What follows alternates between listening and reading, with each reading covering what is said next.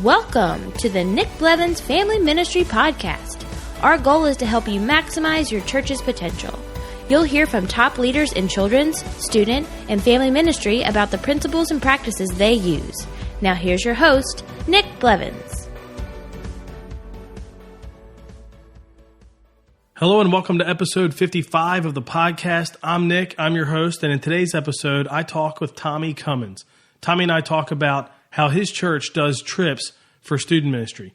If you lead in youth ministry in some way, you probably lead trips, whether it's local trips, weekend retreats, things like that, or like we talk about in this interview, service trips, both domestic and international. And we break down what Tomy's church does, the trips they offer, how they plan them from the beginning to the end, how much do they cost, how much do students raise, how do they raise it, all of that stuff.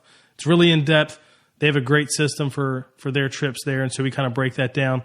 We also talk about their high school programming and what that looks like, as well as some volunteer culture stuff that Tomy's been putting in place to help improve the culture of the student ministry, but he's doing it through volunteers. I love what he's doing there, so we talk about that. But the bulk of the interview is about those trips, and so you'll love that. All the links and notes and everything we talk about can be found in the show notes at nickblevins.com/episode 55. But let's go ahead now and jump into my interview with Tomy. Well, I'm talking with Tomy Cummins today. Tomy, welcome to the podcast. Thank you so much. It's an honor to be here. Well, tell us a little bit about yourself and your church before we jump in. Yeah, so I am the high school director for Woodmen Valley Chapel, which is a non-denominational church in Colorado Springs, Colorado. And I've been here for right at a year and a half now, I guess. So it's been fun, kind of get planted a little bit. I grew up not far from here, so it's nice being kind of back in the mountains. Feels like home for sure. That's awesome. And where were you previously? Was it Florida? Correct. Yeah, I was in Lakeland, Florida, which is right in between Tampa and Orlando. And my wife and I served there for right at 5 years. Awesome.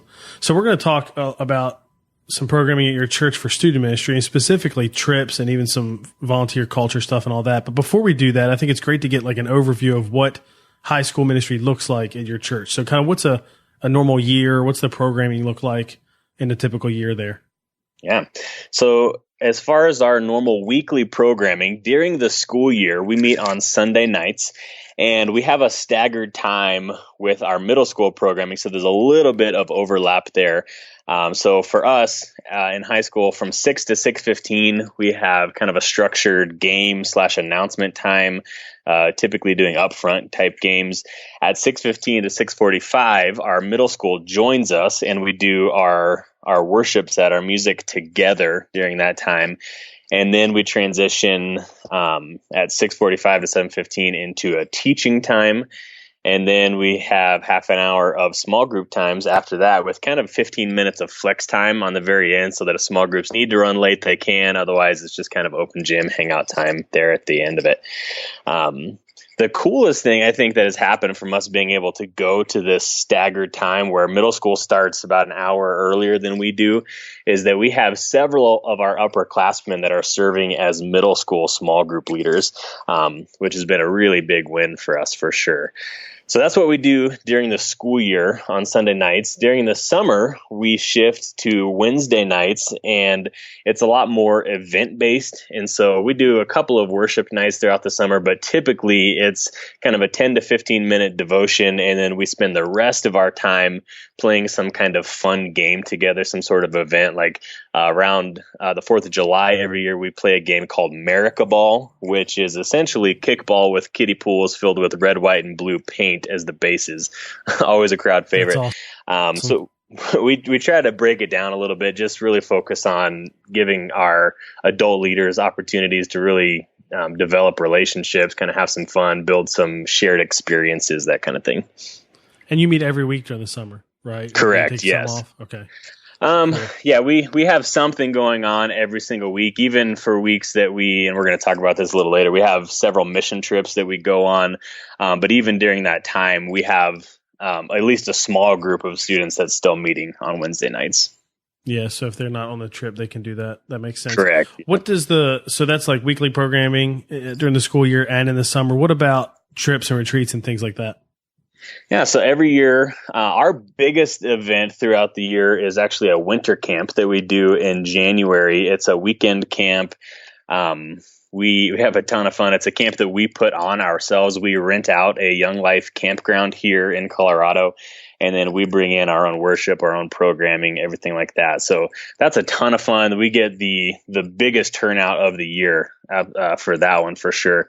And then in the fall, we always do a serving retreat. We call it D Retreat, and we take a weekend where we're kind of doing worship services in the morning and evening, and then each afternoon we send the students to different sites around our city to do service projects. And then the last day of that event, because we always do it right around Halloween, we put on kind of a fall festival for a local community that's kind of a little more impoverished in that area. So it's always cool the fact that we're there every single year. We're kind of building relationships in that area. It's been really awesome.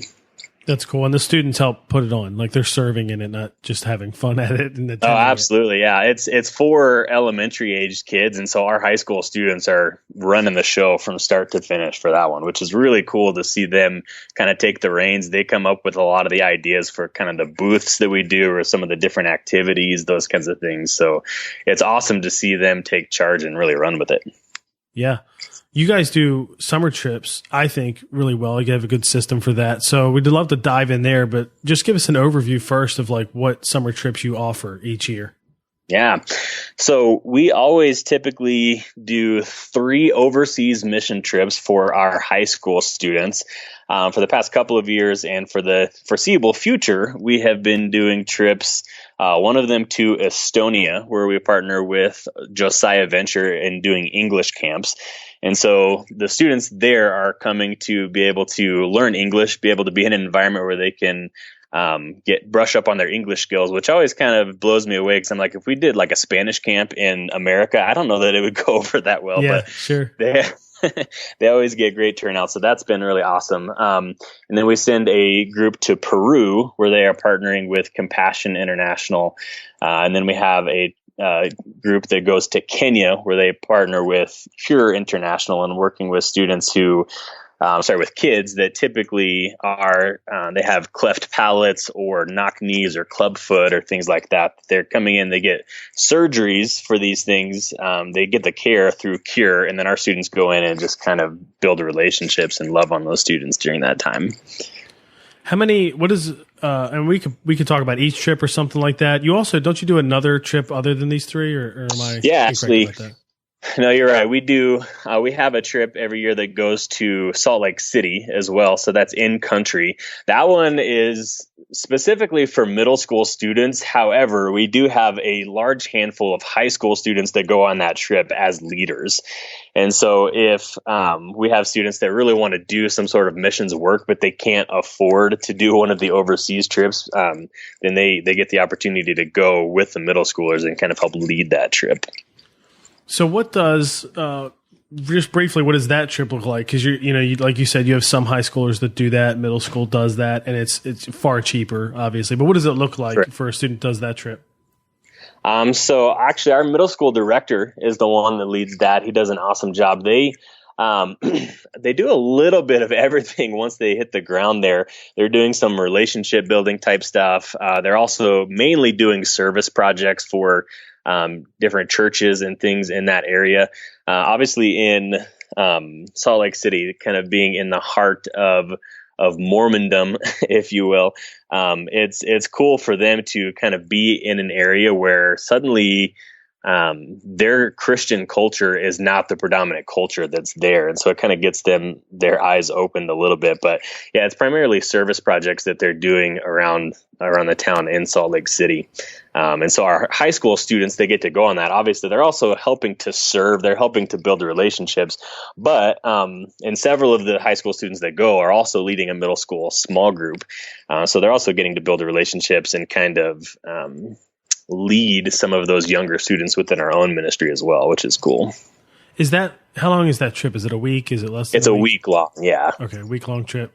Now, the other 3, and maybe we could talk about them. And have you done the other 3 kind of year after year? I mean, I could see it changing up, but it'd be great to talk about each of them and a little bit in detail because I think student ministers are always looking for great options for trips, but there's always so many things you have to wrestle with. How far away is it? How much does it cost? All that. And you've got a little variety there. So tell us about, about those trips and what they look like. Yeah, for sure. So yeah, there is a little bit of variety as far as kind of what they're doing on each of those trips, but also just the cost as well.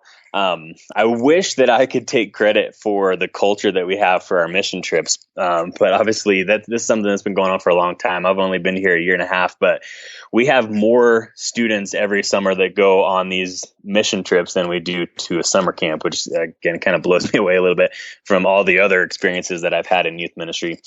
And so it's cool to offer kind of three different options for students. And I've only had the opportunity to lead our Estonia trip last summer. I'm leading it again this summer. And we have different people that lead the other two because there's overlap on all three of those trips. But specifically, again, in Estonia, we take a larger number of students. We've got about 30 people going with us this year. We're doing English camps for high school students. So the amazing thing about this one is that they're getting to do peer-to-peer ministry. And just a couple of facts about Estonia itself. Estonia is a very unchurched country. It's something around 3% or less of the country is involved in any sort of religion whatsoever. And so very atheistic, very agnostic kind of country. And so it's really cool for me as a pastor to be teaching sermons to these students, knowing many of these students have literally never even heard of Jesus before.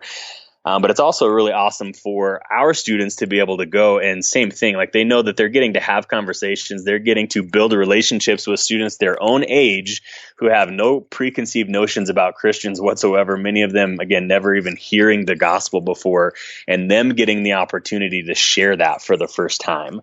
The cool thing that we saw last year from this, last year was our first year that we got to partner with Estonia. And so we had these students that over the course of the 10 days of the trip, but the 5 days of the trip specifically, that they're actually working with the students on the ground there, just getting to build relationships, share their faith, and then they're able to come home. And suddenly that peer-to-peer ministry of talking to students in their own schools doesn't seem quite as scary because they've got that experience. The hard part about coming back is, as they're sharing their faith with their friends at school, again, most of them have at least heard of Jesus. They've heard of the gospel. And so it's a little bit of a switch there. But it was awesome to see several of our students sharing stories of, man, I was able to come home and just do the exact same thing that I was doing in Estonia, which is just loving on people, sharing faith with them. So that one's been a big win. And the cool thing about partnering with different organizations on the ground in each of these countries is that we literally get our students into the country, and then Josiah Venture kind of runs it from there in Estonia. And same thing with Peru and Kenya as well. With Peru, with Compassion International, they're working there. They're getting to do some relationship building there, but they actually primarily do more kind of service projects. They're doing cleanup projects. In some instances, they're doing building projects. And so it's a lot more physical labor rather than the relational side of ministry. And so for some students, that's a big turn on because they're like, listen, I'm super introverted. I don't know about this idea of making friends all the way across country or anything, or across the world. And so they get to go and just kind of work with their hands and serve in that way. But again, Compassion is providing those projects for us. They're kind of running it once we get in country. And then for Kenya specifically, again, I kind of mentioned they're working at hospitals there with kids who are born with some kind of physical deformity. And in that culture specifically, for a student who is born with a physical deformity, that child is considered cursed. And so in a lot of instances, these are children, very young age, anywhere from 3 to 8, somewhere in that range, that have been ostracized by their family. Some of them have literally been just kind of shunned and put away. Some of them, they are kept at home. It's like they're trying to be kept a secret, that they don't get the chance to go out because they don't want people to see them, because seeing them with some sort of physical deformity means that not only is that child cursed, but the whole family is cursed. And so obviously you can imagine what that does to the psyche of a small child at that age, and just how that can stunt their development, how that can obviously giving them identity crisis issues, things like that.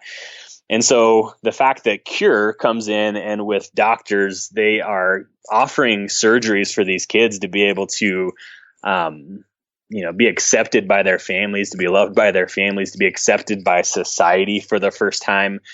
And so a lot of these kids, they're brought in order to do these surgeries. And so our students that are there are kind of on this compound where they're doing these surgeries. And several of the students, they've already had the surgeries and it's kind of post-op stuff. And so they're getting to kind of just, again, build relationships. They get to play with them on the playground. They get to hold their hands. The physical contact is huge because, again, for a lot of these students, they hardly ever get anything like that. And then several of the students, they're there prior to the surgery, or several of the kids are there prior to the surgery. And so I think it's almost even more impactful for those students that, okay, I haven't even had this surgery yet. And yet there are people who have come all the way across the country to love on me, to let me sit in their lap and read me a story, those kinds of things. But again, that's something that once we get them in country, Cure International is kind of is helping us once we're on the ground. So that's been a huge one, I think, for all three of these trips, is that it's enough work on our end just to try to get, the cheapest trip is $2,500. The most expensive one is right at $3,000. And so it's a ton of work to help these students fundraise. It's a ton of work just to get the itineraries and everything put together to prepare them for the trips. And so by partnering with these other organizations, it takes a lot of the weight off of, we can help them on the spiritual aspect, we can help them on the training aspect. And then once we actually get to the country, then all we have to do as leaders is just kind of help them and love on the kids or the students as well once we're in country. So it's a lot of fun that way. Yeah, it definitely helps for them to provide that, and you get to focus on getting students there. You mentioned the cost, which I want to definitely dig into. About how many students will you take to Peru and to Kenya? You mentioned 30 roughly people will go to Estonia. Right. So Estonia is about 30. Peru is about 30 as well. And Kenya, we have to limit to about 12, just because of the nature of the work that we're doing, but also the size of the actual compound that we're out there. It just has to be a little bit smaller. And so we have right around 70 people going across all of these trips, which obviously by the time you add up 2,500 to 3,000 for any given trip, that is a ton of money to raise. Sure. And some of those numbers are adult leaders, but obviously most of them are the students, I would imagine. Or is that just student numbers? No, that's overall. But on each trip, I think Estonia, we have the most adults going, which is 6. So 6 out of our 30 are adults. And then Peru, I believe, only has 5 adults going with 25 students. And then Kenya is 2 adults going with 10 students. Yeah. So you get a lot. I mean, that's roughly, 60 students just for those 3 trips. Doesn't really count the Salt Lake City thing. And to give everybody a picture, what does high school ministry look like on average in terms of the attendance? Like, what size is it at your church regularly in a week? Yeah, so we actually have 3 separate campuses. I lead our ministry at our main campus, our Rockrimmon campus. For us at Rockrimmon, we are in the 125 to 140 range on a given night, just kind of depending on the time of year, those things. And then across all of our campuses, we're probably right around 200 total for just high school. Yeah, so you're getting 60 to 70 students out of the 200 to go to just one of these 3 trips. You get another group going to Salt Lake City, which is great. I think that's helpful for people to listen who do trips and trying to figure out, how many students should I be getting to go on a trip? Because obviously we want them all to experiencing it. That's the part. It's not about the numbers. It's about, man, every student needs to experience this. And if they can experience it multiple times, that's even better. But there is the cost. And you mentioned the cost. The cheapest is $2,500. Most expensive is $3,000. So what does that look like for them? Do they pay all of it? And how do you help them? Yeah. So our goal is that our students would have to pay very little, if anything, out of their pocket. Because obviously we're actually in a pretty affluent area, but even still, for someone to just shell out $2,500 is not super easy. And so we do our very best to help them to raise those funds. Some of the best investment that we get is just having them and walking them through how to send out support letters. And so we get our biggest bang for our buck on that, of just kind of telling people what the opportunity is that they're getting to do, and casting the vision really for how others can help. Even though they don't get to go on the trip, they can be a part of the trip by helping to support. And so we get I'd say that's probably the biggest fundraiser that we do right there. And then we also, every year, we offer a couple of other options as well. We do a dessert auction every single year, where we have students not only bring in desserts, but we also get them to go around to businesses throughout our community and get items donated. We tell them to pick a theme and then build a basket around that theme. So last year, for instance, I bought a basket that was Monster energy drink themed.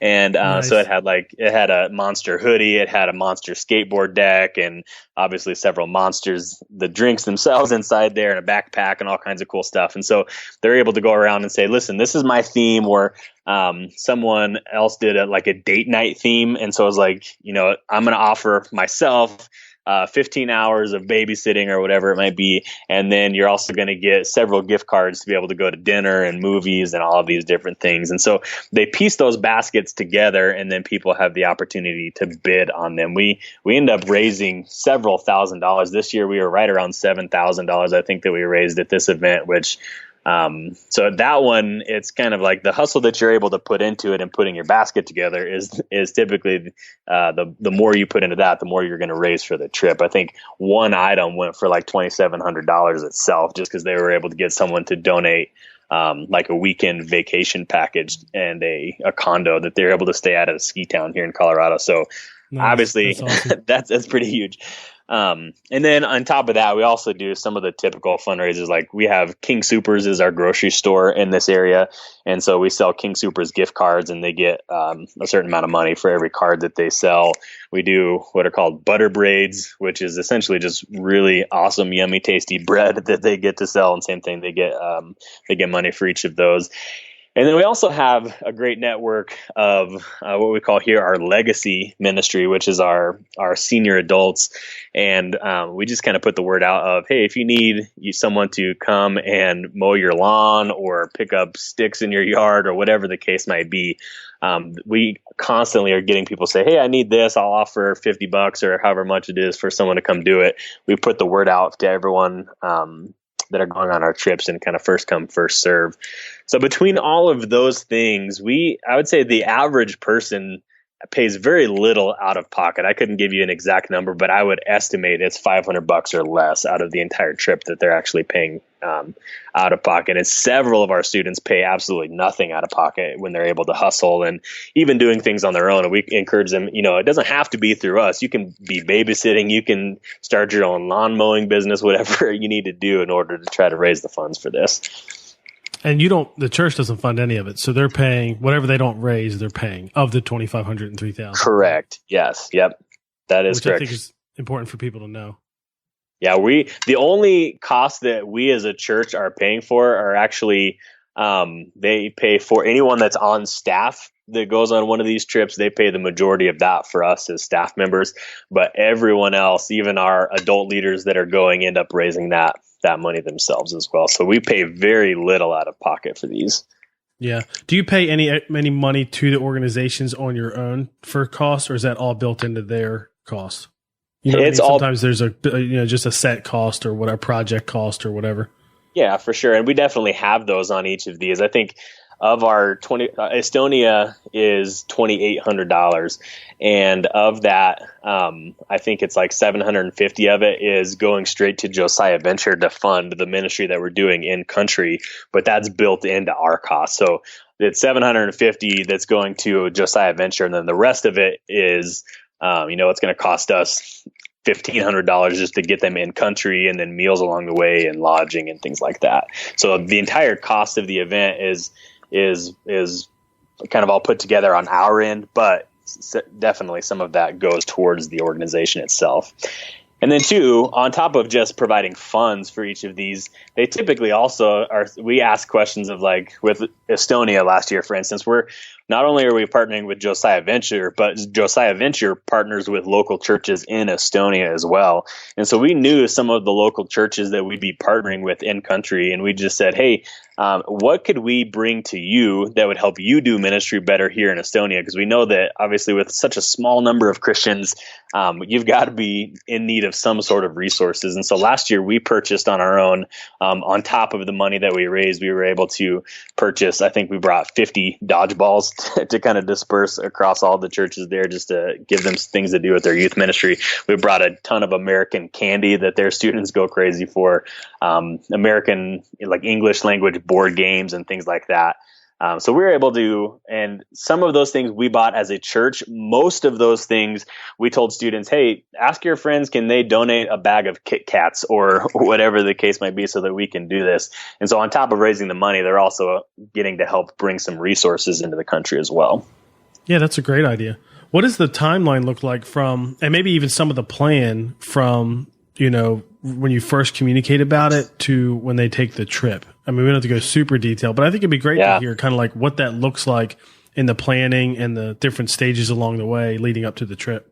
Yeah, for sure. So obviously with as much resources as we have to invest in this, we want to make sure that students have a lot of time to be able to raise those funds, to be able to prepare mentally, spiritually for these kinds of trips. And so we actually do very early in the school year, we do our kind of first informational meetings about all of these trips. I think it happened in October this year. That we did our first, and they were able to sign up. We closed the signups for our trips at the 1st of December. So that gave us roughly 6 weeks, I think 5 or 6 weeks, to be able to kind of push the trips, get people signed up. We have a waiting list on a couple of them. And we try to do it kind of the seniorities where our seniors are getting first choice on whichever trips they want and then working our way down. That way we make sure that everyone gets to go on a trip at some point in their time in our ministry if they want to. And so early on, so December, we've got all of our trips kind of solidified. We know who's going on those trips. We know what the cost of those trips are going to be. And so we do our first team meetings in January typically, and we do 6 team meetings leading up to our trips. Some of those are, the very first meeting is very basic. We're just outlining, okay, here's what the cost of the trip is going to be. Here's specifically what we're going to be doing. Here's what's all of the paperwork that we need from you. Here's how you can apply for your passport. We need to make sure that we've got that done almost immediately so that we can make sure it gets in time. So very kind of basic rudimentary stuff. Plus we do team building stuff each time to help them to grow closer together as a team before we ever actually leave the country. And then over the next 5 meetings, we're just kind of checking up on how are we doing on our fundraising. And we're also doing very specific to the country and specific to the trip training on here's what we're going to be doing in country. For Estonia specifically, a lot of it is, as I mentioned, very relational, very peer-to-peer. And so we take an entire meeting time, which all of our meetings are right at an hour. We take an entire meeting time and we do testimony speed dating, essentially, where we've prepped them ahead of time on here's how you can effectively tell someone your testimony. And then at that meeting, we spend the entire time, we start with, you've got 60 seconds is all you have to tell your testimony. And then we work up to a 4-minute version of the testimony. And they're just literally going from person to person, each having the opportunity to share their testimony and then give feedback to each other. One of the biggest things we see is that it's really hard for students to abandon some of the Christianese, if you will, of, they assume these students are going to know. If I say the word salvation, they're going to know what I'm talking about. So it takes a lot of effort, a lot of energy to kind of strip it down to the most basic version of, don't assume that they know anything because many of them are not going to. And so we're trying to prepare them in that way so that once we get into the country, even though Josiah Venture is actually leading it, even though they're kind of telling us what to do, we know that our students are prepared to be as effective as possible once we get there. And then kind of spattered throughout all of that, we do our missions auction that I mentioned in March. As we start getting a little closer to the trip, again, we start coming back to some of the practical things again of like, here's what you need to pack. Here's what you need to make sure you leave at home. Here's what you need to make sure that you understand about their culture and how we're dressing to make sure we're wearing the right types of clothes, different things like that. And obviously throughout that time, it sounds like basically if they sign up in October or November and then, they're in by December, you got about 6 months to raise the money, and you're probably checking along the way and helping, if they're behind or whatever that might be. Yeah. And we've got actually different checkpoints built into it. And so, most people are kind of procrastinators. Maybe I shouldn't say most people. I'm a procrastinator by nature. And so we try to build it in of like, okay, we know our missions auctions in March. Immediately following that auction, we're going to have to purchase our tickets pretty soon after that. And so we've got to have like $1,500 of that in by that point. So you've only got 3 months to raise that first $1,500. So we need to hit that trail hard. That way we have the money in time by the time we're purchasing our tickets. And then, at every single meeting, there is also a financial deadline of some kind. And it helps us because then we can see, okay, we're supposed to have $1,500 by this point, but you've only got $100. Like, are we going to make this happen? Are we going to start hustling? What needs to happen on our end to help you to hit where you need? Or do we need to start looking at other options kind of thing? Most of the time, though, the students are really good at hitting those deadlines. There's a little bit of flexibility that we have to give along the way, obviously. But if I see that a student is hustling and they're doing their very best to try to get it done, then that's a lot easier to do than, I haven't started, it's February and I haven't even started putting my support letters together, or we're a month out from the trip and I haven't done anything to try to start raising some extra money on my own kind of thing. If you can tell when students are really hustling, and so that makes it a lot easier on our end to be like, listen, we know you're going to get there, we believe in you, here's some ways that we can help, but just keep pounding it, we're going to get you there for sure. Yeah, and if they obviously how do you track all this, by the way? I was going to say, you're keeping track of all this, you're updating them. And I think most churches do this in a variety, but I think it's interesting sometimes to even talk about the real nitty gritty details of like how it actually works. Yeah. So for you all, how do you track it and keep it updated and all that stuff? Yeah, we use a web-based program called Managed Missions. And I cannot say enough about how awesome this is, because not only can we track on there specifically what paperwork have we received from everyone, they can go on and see not only their financial goals, but what money has been given along the way, so they can log in and see for their own account exactly where they stand. Anything that we have that comes through on the fundraising side of things, it goes directly into that. We also do what we call an escrow account, which works just like it does on your mortgage, essentially, where if someone, we've got to have our $1,500 in order to buy our tickets. And so they're $500 behind. Their families will put $500 into their escrow account. That's something that we manage on our own. That doesn't go through Managed Missions. And that way, with that escrow account, if they're able to end up raising the full $2,800 for Estonia, then they get that $500 back. But it at least covers us to know, okay, we can go ahead and buy the ticket because we've got the money that we need. But if they don't end up raising, if they end up being $500 short, then that gets transferred over to their Managed Missions account. So it just it keeps the incentive on them to keep fundraising as hard as they can, but we know that we've at least got it if we need it, kind of thing. But yeah, Managed Missions is a great tool. You can not only keep track of all of those things, but you can send emails or schedule emails or texts or different things like that straight through the website, which allows us to make sure that we're right on top of things. So if I'm looking and I see, student X is $700 behind, I don't have to go around to another program. I can take that information straight from there and email it to the student. Hey, this is a quick update of where you are. Let us know how we can help. Give me a quick update on where we're headed with this. Very robust tool for sure. And there's obviously a cost with it, but for you, it's totally worth it. Absolutely. For as many people as we have in our trips, it makes it worth it for sure. Obviously, the entire thing can be done in an Excel spreadsheet too. You don't have to use that program, but if you've got a ton of students that are involved in missions like we do, it makes it a lot easier for sure.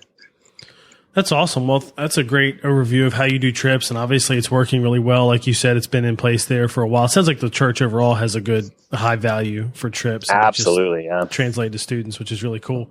But I always like to ask too, whenever it comes to student ministry, what are some things you've done recently that have worked well. The student ministry tends to have a little bit of a, I don't know, shorter lifespan with certain things. Some things last forever. Trips is a good example. Maybe they change a little bit, but that's always a good strategy. But there's some things that America Ball, I don't know, that may not last forever, but last for a while. What's something recent or anything that's recent that you've done that's worked well that'd be worth sharing? Yeah. So an event that we did last year for the first time, which was the biggest attractional event that we did all year. We call it Splatter Paint Party. And this is one that we had done in Florida and seen some great success with, and so we brought it here. But it's essentially, for lack of a better term, Splatter Paint Party is a Christian rave. We do this event outside. We've got a stage where we literally have a DJ up on the stage. And prior to the event itself, we've got like 45 minutes on either end where we bring in food trucks where students can get some food. They can buy like glow sticks and waters and things like that. We have games set up around where they're playing 9 Square, they're playing Gaga Ball, all the classics. And then for the event itself, once we get going, we've got an hour straight where a DJ is kind of doing his thing. There's a light show going on with it. And every 5 minutes, we spray from the stage, the students with paint, and it's watered down. So it's not like super thick. It doesn't burn the eyes quite as much. It's still got a little sting there, maybe, if you're not careful. Yeah. A lot of our students wear goggles, in fact.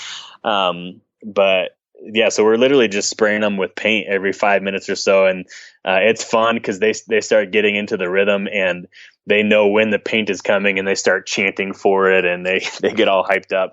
And then in between the paint spraying sessions, we are doing different things. Like we're throwing beach balls around, or we did, we had the students start chanting Free Willy, and we had a giant inflatable whale that we threw out into the crowd, and they were crowd surfing with it and all kinds of stuff. It was fun. And so we tried to keep the energy super high for that one. But the cool thing about it is again, our average high school weekly attendance is somewhere in the neighborhood of 200, and middle school is about the same. And so that's 400 students in our own ministry, but we had about 500 students show up, which, is a ton of guests there with us. And we're hoping for even more for this next year. This was our fall launch event right before we went back into our schedule. And actually for the See You at the Pole this year, I was at a school several months after this event, and none of my students had showed up yet, and there was a bunch of students there, and so they saw that I was just kind of awkwardly standing there, the only adult on campus, which felt a little weird. And so they're like, who are you exactly? And so I told them I was from Woodmen Valley Chapel. And this girl I saw, she kind of had this confused look on her face, almost like she was thinking really hard. And she was like, after a while, I could see it clicked. And she's like, wait, you're the guys that did that paint party, right? And so Nice. This is a girl who didn't even come to our party last year, but the word's already getting out there. So we're excited to see what it looks like this next year for sure. So that was That's a ton cool. of fun. That was a big win for sure. And real quick, for anybody that's multi-site, I just think it's a great. Did you have all the sites combined on one location for this event, or did they do their own?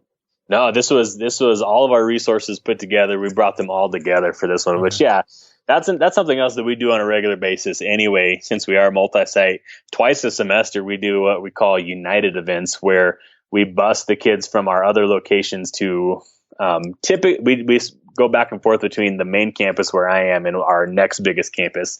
And we do our worship service together on those nights, which is all middle school, high school combined from all campuses, which is really cool to help them to see we're a part of a much larger church body than just what you see every single week. But yeah, so that one, our mission trips are also all of our campuses coming together. And then the splatter paint was one of those as well. So cool. Good. You've also done some stuff with volunteers and culture too that is newer, right? But it'd be great to hear about that. So this is something that I've just recently been trying to kind of wordsmith it and put the right phrases together and things like that. But the concepts themselves have been around with me specifically, not just at Woodmen Valley, but this is stuff that I've been pushing with we call them ministry partners here, but our adult leaders, essentially what we're talking about, trying to create these kind of cultures. But I think putting the specific words to it helps a lot too. But we have 5 cultural imperatives, essentially, of they are we are statements. It's not necessarily as much about what we do, but these are more about who we are as leaders in our ministry, because I think who we are, what we value, drives what we do.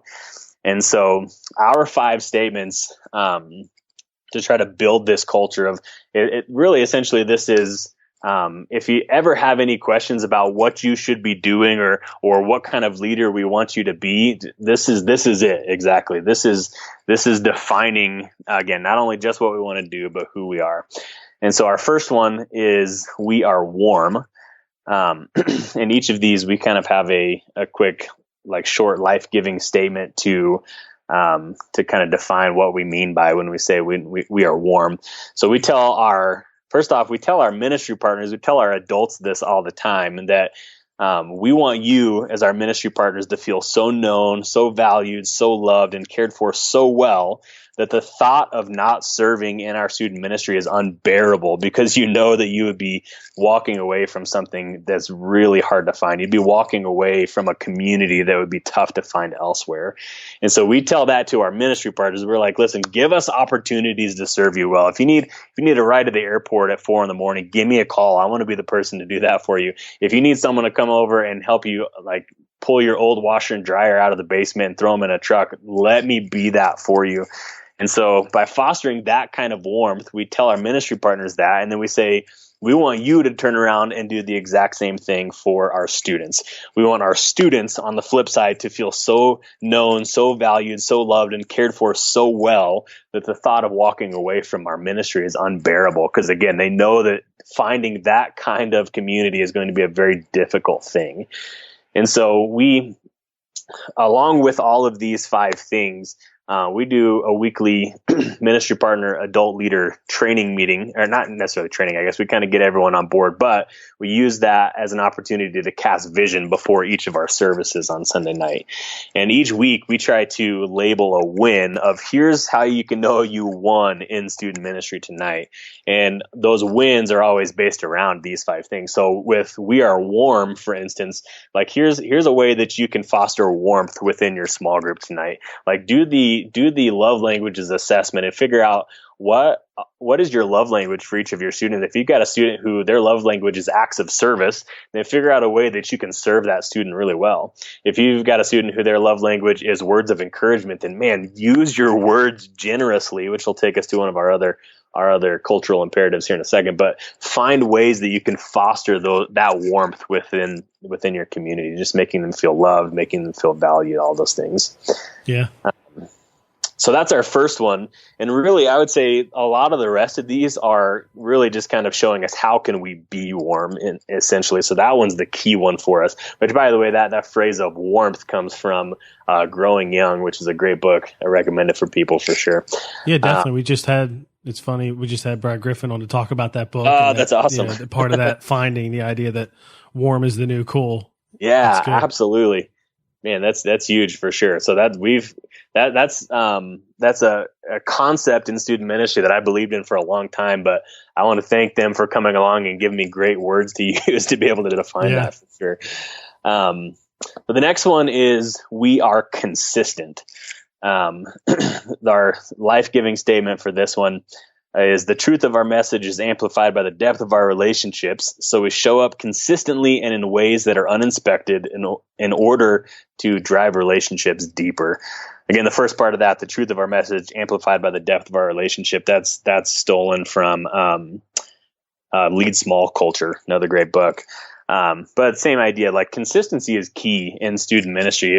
If you're only showing up once or twice a month as a leader, and our students who are kind of our regular core students are only showing up 2 or 3 times a month, and there's a chance that you may go 5 or 6 weeks without seeing some of your students just because you're not there on the same night. And so I think showing up consistently in the lives of students is super powerful. It shows them how much we truly value them, how much we truly love them. And also, I think just in this phase of life in general, consistency is kind of a hard thing to find. Like they're constantly changing classes, so they get new teachers. They're constantly changing sports seasons, so they have new coaches. Like to find someone who is around all the time for them and always available for them is kind of a hard thing to find. And so showing up on a weekly basis to lead those small groups, and then beyond that, showing up in unexpected ways at their track meets or at their band concerts, different things like that. Building those memories together is going to drive your relationship deeper by being present. That's how you're going to be able to build that relationship. And really consistency buys you the right to be heard by students. If they kind of see through the whole shtick and they think, man, this person's really not all that invested in me. Why am I going to open up to them? Why am I going to share details of my life with them, my struggles, things like that? And so consistency is a huge way to be able to buy that. And so we are consistent. The next one is we are engaging. We don't wait for students to come to us. We destroy the perimeter, meet them where they are, and actively engage students in everything we do. I think that it was a guy by the name of Todd Stokes, I think is his name, but Stoked on Youth Ministry. He talks about this idea, uses that phrase of destroy the perimeter. Essentially what that means is it's really easy for us as adults to kind of stand around and watch what students are doing.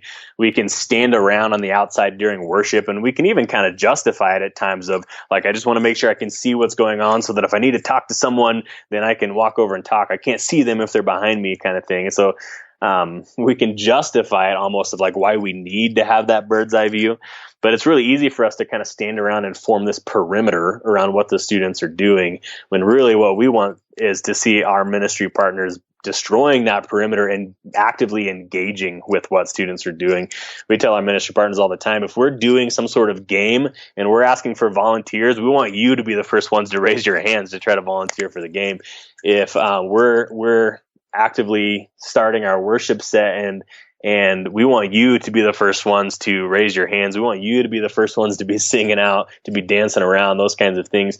It's a lot easier to lead and influence students if you're right there in their midst, leading them by example rather than just by your words. And then also just it helps us for kind of our fringe students, for students who are new to our ministry, for instance, or students who come, but they're kind of the wallflower type students. By actively engaging them, we're not waiting for students to come to us. We're seeking them out. We're constantly on the lookout for how can I utilize this time that we have? We only have a couple of hours each week with these students. How can I meet them where they are rather than forcing them to meet me where I am, which is in a lot of instances just not going to happen. And so just being active and engaging in what we do. The next one is we are generous. We are generous with our words, our time, and our attention. We never let a good thought about a student go unsaid, and we celebrate small wins in big ways. So this idea, this concept of never let a good thought go unsaid. And if you've seen any sort of growth within the life of a student, it costs almost nothing for us to just speak that out loud. And yet it can mean so much to a student that someone is noticing that growth within them, or if they're calling out these important characteristics in my life. And so we just want to be generous with our words. We're constantly speaking life over students. And I think with our attention too, and we live in a culture right now where it's so easy to be distracted that the concept of getting someone's full attention is becoming more and more of a very rare thing. And so by putting our phones away, by trying to eliminate distractions as much as we can, and truly just giving our full attention, being generous with our attention can be such a powerful thing with students. And then the last one is we are hungry. We're hungry to learn, to grow, and to worship. We radically pursue Christ, and we fill up ourselves first so that we always have something to pour out to students. Just that's an important concept for us as leaders, for us as pastors, but I think also for our ministry partners, that if they're just constantly pouring out to the point where they are kind of neglecting their own their own spiritual walk, then that's going to hinder their ability to love on students well. Obviously, you can't pour out what hasn't been first poured into you in the first place. And so we tell our ministry partners, we want you to be hungry. We want you to show up on Saturday nights or Sunday mornings to our weekend worship services, like ready to take notes, ready to grow in any way that you can, of finding ways to, listen to sermons as you're driving or listening to worship music. Whatever you can do to continue to foster that own growth in your own life, that's going to spill over into the lives of students, and it's going to keep us from burning out too.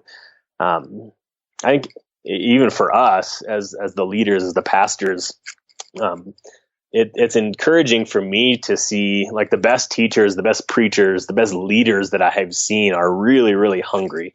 They're starving for input. They're starving for growth. They're starving for quality time with God. They can't seem to get enough of that. And man, that's how we get better. That's how we grow ourselves. I think one of the coolest things I ever saw was I got the chance a few years ago to go to the Hillsong conference in New York City, which was cool just because it was in New York. But then beyond that, each and every one of the Hillsong band, or Brian Houston, who's the lead pastor of Hillsong, when he wasn't the one teaching or when they weren't the ones on stage, they were all sitting on the front row with a pad and a pen taking notes.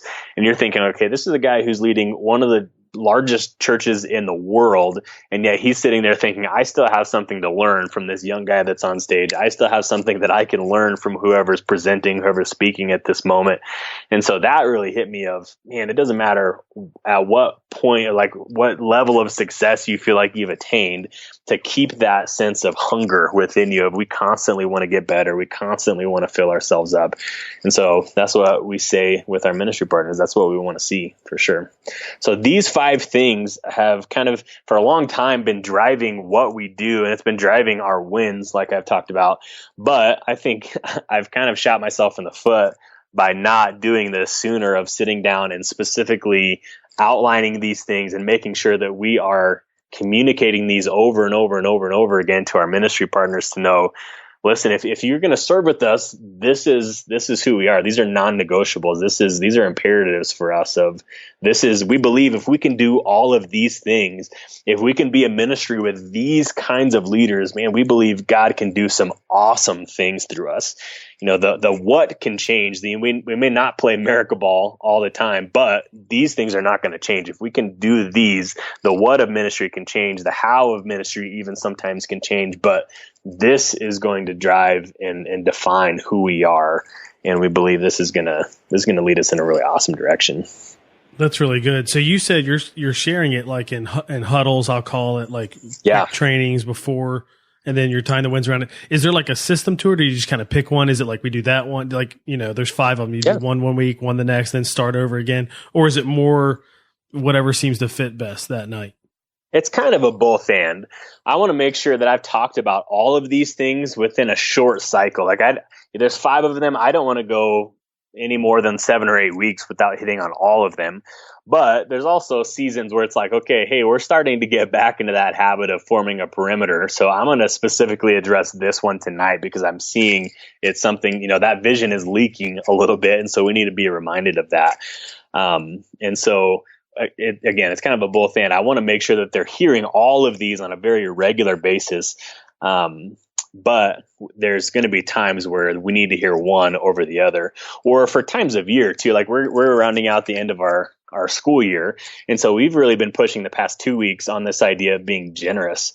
Because this is a really cool time of the year where you've been with students for almost an entire school year now. You've hopefully seen some really cool things happen in their lives.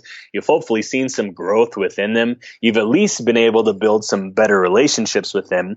And so this is a cool time of year as we're starting to wrap up the ministry season and transition into our summer schedule, where you can be very intentional about calling those things out, about being generous with those words, with being generous with your time of, we're getting close to the end of the year. They're starting to get stressed with finals and projects and things like that come up. And so finding ways that we can serve them, those kinds of things. And so we hit those as needed, but also kind of to hit the cycle of ministry as well, I think is important. Yeah, definitely. Well, that's great. I think I'm finding more and more that leaders are leaning into values or whatever you want to call them to help define the culture they want. And especially in student ministry, though I think it's true everywhere, they're leaning into values for the team that then will translate to the students, as opposed to maybe just having the values for the kids or for students. And I think that's the right way to go. I think it's the right way to go. That's really good.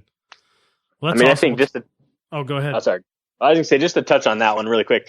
I think that the bigger your ministry gets, the more of your time you have to be intentional about pouring into your leaders so that they can turn around and pour into students. Just because obviously one person, I can't disciple 140 students by myself, but I can do my best to disciple a group of 25 to 30 adult leaders who can then turn around and disciple small groups themselves. And so absolutely, the bigger your ministry gets, the more important that becomes, for sure. Yeah. Well, this has been really helpful. We hit some big topics here, and we haven't really talked student ministry trips on here before, so that was great to get a deep dive into what it looks like there, and you're doing a great job with that. And this volunteer culture stuff, I don't think we can get enough of it, really, because it's really cool, too, to hear it from different churches. I've had a few conversations, mostly in the last few months on the podcast about that, and it's just cool to hear the different ways people are doing it and defining it and using it and all that stuff. It's great. So, Tomy, how can people connect with you if they have any questions or want to follow or anything like that? Yeah, so I'm on all the social media platforms for Twitter and Instagram. It's at Gunnizzle, Gunnizle. So you can check me out there, or email is always great. Is Tomy, Tomy.Cummins, Cummins at Woodmen, Woodmen, valley.org. So you can check me out there for sure. Cool. And I'd be love to chat. Yeah, we'll link to all that in the show notes. Just make sure you get one M in Tomy, right? That's correct. Yeah. Make sure you get that right. So we'll link to all that so they can follow you on social media or email if they have a question or want some details, which would be great. So hopefully you're going to take something from what we talked about here and apply it to their ministry. I know I wrote down 4 things right here that I want to think about more and talk about. And of course, you and I've talked before, so I've already even taken some of what we talked about and wanted to apply it. So I really appreciate you coming on the podcast. Thanks. Yeah, thanks so much. It was an honor. I love that volunteer stuff that we talked about, the culture stuff there at the end. And if you've been listening to this podcast for any length of time, especially in the last, 10 or 15 episodes, that's been an emphasis. There's been a lot of leaders who've talked about values and how they're using them to shape the culture of their ministry or their volunteer teams, which is great. But of course, the stuff we talked about with trips was great, wasn't it? I love what they're doing. They have a great system there. I hope that was helpful to you. I hope if you lead trips in any way that you can take some tips and things like that from what we talked about and apply them to your ministry. Some things I would do that, some action items you could take coming out of here. One would be to document your mission trip plan from the very beginning, all the way till it's done and you're doing a follow-up afterwards. Like, document that process so you can do it the same every time and just continue to improve on it and use that almost like a system, like a checklist, per se, of all the different things that need to happen, because trips are complicated. So I think that would be helpful. You can also check out the website managedmissions.com. That can be very helpful in managing mission trips, particularly the financial part and payments and fundraising and due dates and all that stuff. That could be really helpful there. Another step, of course, would be to think about creating values for your volunteer team. What would that look like to create your own values and to talk about them all the time? So it just becomes natural. I think that'd be a great thing. Well, that's it for this episode, but be sure to subscribe. In the next episode, I talk with Gabe Boucher of Worlds of WOW. I reached out to Worlds of WOW and just wanted to be able to talk to somebody on their team just about what they do to create amazing, engaging environments for children. They do environments for students as well, and even church overall. They've started to help churches with that. But I just wanted to dig into it. Like, what does it look like? What's the process look like? How much does it cost? All of that. So if you thought about it but never had that done before, you'll love that interview. Plus, we just talk about some general tips, I would say, for engaging families and creating, environments that are welcoming and attractive. And Gabe gives some great tips there from just his experience working with some churches. So you don't want to miss that. Be sure to subscribe, and we'll see you in the next episode of the Family Ministry Podcast. Thanks for listening to the Nick Blevins Family Ministry Podcast. We hope this helps you maximize your church's potential. We would love to hear stories of how you apply what you've learned. You can do that by leaving a comment on iTunes or in the show notes at nickblevins.com.